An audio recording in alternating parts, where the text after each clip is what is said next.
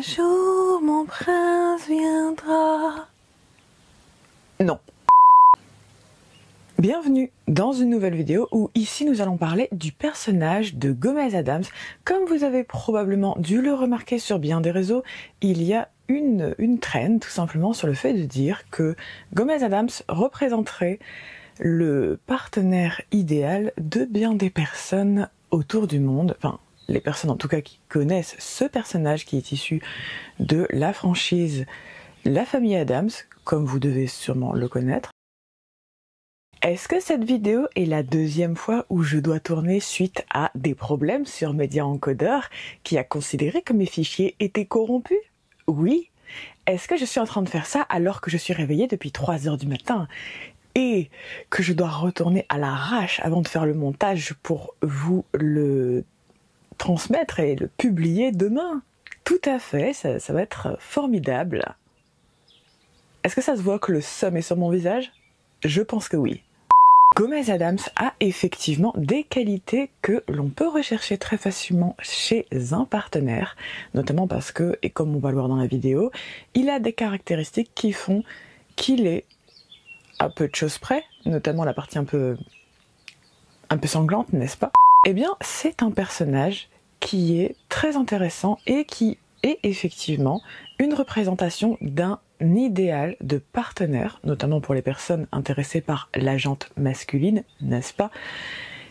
Et fait que, effectivement, bien des personnes, notamment sur les réseaux et sur Internet globalement, trouvent que Gomez Addams est un partenaire idéal, même si c'est plutôt par rapport à ses qualités qu'à sa totalité, même si effectivement il a beaucoup de charme, n'est-ce pas? On peut remarquer effectivement dans la version de 1991 que l'acteur qui, paix à son âme, n'est plus de ce monde, était plein de charme, plein d'intelligence et plein de qualités qu'on recherche chez un partenaire.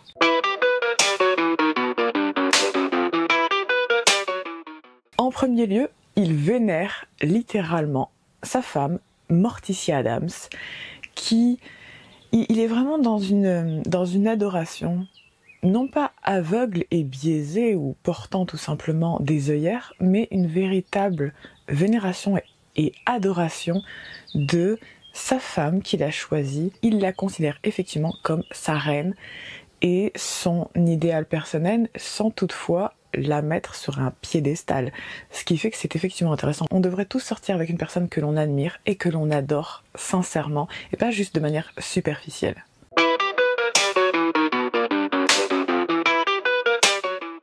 Il y a toujours un jeu de séduction entre Morticia Addams et Gomez Addams qui fait qu'effectivement, ils sont dans une dynamique très intéressante, parce que notamment quand on est en couple, on devrait toujours être dans une optique de séduction constante de son ou sa partenaire, tout simplement parce que c'est de cette manière que l'on garde vivant son couple.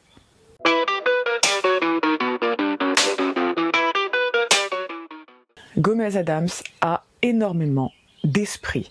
C'est quelqu'un qui est très intelligent, très cultivé, c'est un véritable gentleman, ce qui fait qu'effectivement on peut être attiré très facilement par lui, notamment parce que dans sa manière d'agir, dans sa manière même d'avoir de la conversation, c'est quelqu'un qui a de l'expérience mais qui est aussi très éduqué, très cultivé, qui a également beaucoup de bonnes manières en place, et on sent que c'est vraiment un personnage très atypique certes, mais également très attirant. Il a beaucoup de charme parce qu'il a beaucoup d'intelligence, il a beaucoup de discussions. On n'est pas sur quelqu'un qui va avoir très peu de discussions, voire quasiment aucune, et qui ne va parler au final que de sujets fort banals ou fort superficiels. Et c'est ça qui fait qu'il a du charme. Parce qu'il a du bagou, il a de l'éloquence, il a de l'intelligence. Et dans ce cas précis, c'est à ce moment-là qu'on se dit qu'effectivement, c'est un personnage très attirant. Une personne qui a beaucoup de discussions, beaucoup de conversations et est capable de tenir des discussions très longues sur des sujets assez vastes attirera toujours davantage qu'une personne qui est certes d'apparence parfaite, mais qui au final dans son esprit n'a que très peu de choses à dire et très peu de choses surtout intéressantes. Et on préférera toujours une personne qui a beaucoup de substance plutôt qu'une personne qui est au final très superficielle, parce que concrètement on peut pas avoir de conversation avec quelqu'un qui est à moitié vide. Les personnes tièdes, c'est très peu en général intéressants. Ce qui fait qu'effectivement, le fait d'avoir autant de conversations et de capacité justement à capter son auditoire assez facilement, fait qu'effectivement, Gomez Adams attire très facilement et il charme très facilement, non pas juste par son physique, qui n'est pas spécialement... En fait, il est plutôt normal en soi, mais il a une manière d'être qui est pleine de charme et d'intelligence, et c'est ça qui est attirant. Si vous n'êtes pas encore abonné, je vous invite à le faire dès à présent. N'oubliez pas de commenter, de liker, et de me dire notamment quelles sont les qualités que vous considérez comme idéales pour justement un partenaire idéal. Et on reprend tout de suite.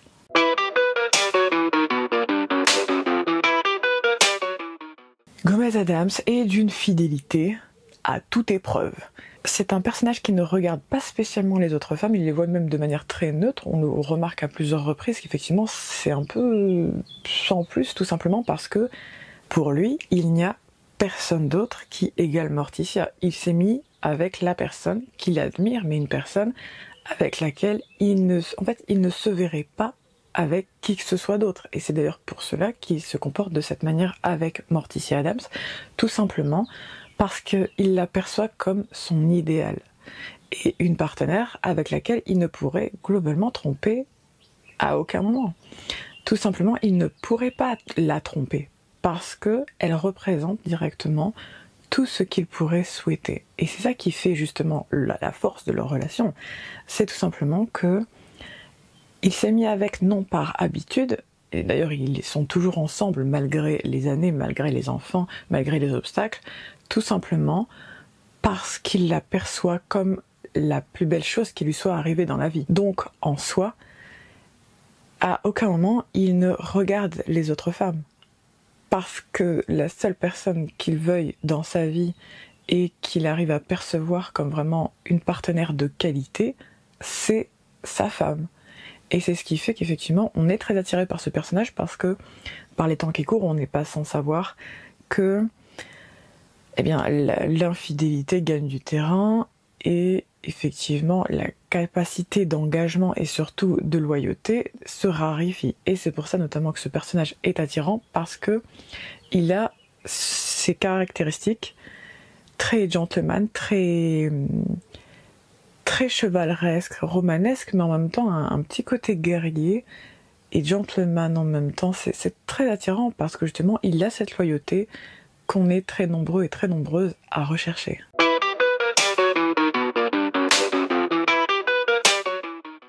Ensuite, Gomez Adams aime de manière passionnée sa femme. À aucun moment il n'est dans un ressenti très superficiel et on peut même aller jusqu'à dire qu'il l'aime de manière quasiment sacrée, tout simplement parce que il a vraiment une manière de voir sa femme comme si chaque instant comptait, comme si au final il ne voulait pas rater un seul instant de leur relation, même s'ils ne sont pas constamment ensemble, ils ne sont pas dans de la dépendance affective, n'est-ce pas? Mais il y a effectivement ce côté aimé avec adoration. Et c'est quelque chose qui est de plus en plus rare, on ne va pas se mentir, et justement c'est ça qui est attirant chez lui. Parce que c'est une qualité que l'on voit de moins en moins souvent.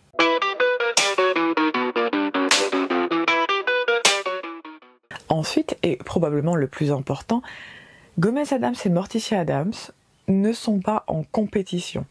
On est sur un power couple tout simplement qui vise justement à être dans une dynamique d'un esprit d'équipe et non pas d'une opposition. Il y a beaucoup de personnes, comme on peut le voir dernièrement, qui se sentent en compétition avec leur partenaire, et on va mettre tout de suite quelque chose au clair. Quand on est en couple, on vise une union et donc une harmonie et donc une entraide et un esprit d'équipe. Si on voit l'autre comme en compétition avec nous, ce n'est plus de l'amour. On appelle ça être dans une relation d'amour-haine, on appelle ça être dans la compétition, mais surtout être face à un ennemi. Parce que on est en équipe avec son ou sa partenaire, on est en posture d'opposition et de compétition avec ses ennemis. On ne sera jamais en opposition et en compétition avec une personne avec qui on se met en couple. D'ailleurs, c'est très malsain en général d'être en compétition avec quelqu'un avec qui on est censé être en union, tout simplement parce que ça n'a pas de sens de se sentir en compétition avec une personne. Ce n'est pas de l'amour, ce n'est pas aimer, et ça n'a pas de sens de se mettre en couple avec une personne que l'on considère comme une menace, parce qu'en général on est en compétition avec quelqu'un avec qui, eh bien, on se sent menacé ou potentiellement surplombé. Et c'est ça qui est intéressant, c'est que justement Gomez Addams ne se sent pas menacé par Morticia, même si elle est brillante, mais lui aussi. Il est conscient de son intelligence à lui, mais il est également conscient de son intelligence à elle, et ils se respectent mutuellement. Ils sont vraiment dans une dynamique d'équilibre, d'entraide et d'union. Et c'est de cette manière, généralement, qu'il vaut mieux être en couple. D'ailleurs, c'est tout simplement rester avec l'idée que l'on est en couple parce qu'on est une équipe, parce qu'on veut être ensemble, et pas parce qu'on se sent en opposition et ayant le besoin de prouver quoi que ce soit. Il n'y a pas ce besoin de prouver qu'on est supérieur à l'un ou à l'autre. Dans ce cas-là, il ne faut pas se mettre en couple, faites des compétitions.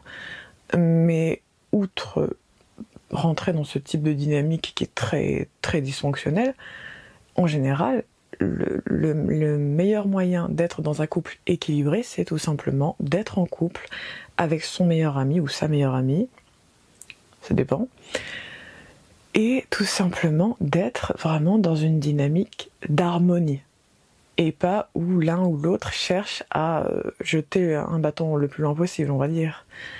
Parce que c'est pas ça être en couple, ça s'appelle être des ennemis.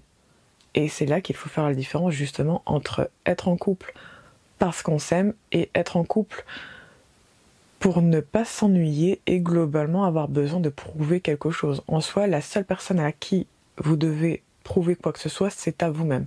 Ça ne sera jamais aux autres, notamment parce que c'est une perte de temps, mais dans le cas d'une relation amoureuse, essayez d'être en compétition, d'être en opposition et de prouver qu'on est meilleur que l'autre, c'est tout sauf la meilleure manière d'être en couple. Parce que c'est pas spécialement sain d'être comme ça. À ce moment-là, il ne faut pas se mettre en couple.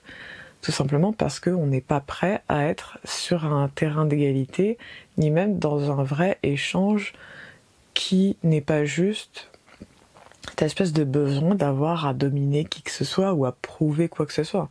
Et c'est comme ça généralement d'ailleurs qu'on atteint le mieux ses objectifs, de couple notamment. C'est justement en s'accompagnant l'un l'autre, s'entraidant l'un l'autre et être dans un esprit d'équipe, pas dans un esprit d'opposition. Et sur ces mots, j'espère que vous avez passé un agréable moment avec moi, qui a été fort court comparé à d'habitude, n'est-ce pas? La faute à certains logiciels que je ne nommerai pas ici. Aucun PC n'a été maltraité, même si ce n'est certainement pas l'envie qui me manquait. Et je vais vous dire à la semaine prochaine à 17h17 comme d'habitude. Si vous n'êtes pas encore abonné, je vous invite à le faire dès à présent. N'oubliez pas de commenter et de liker. Et sur ces mots, à bientôt.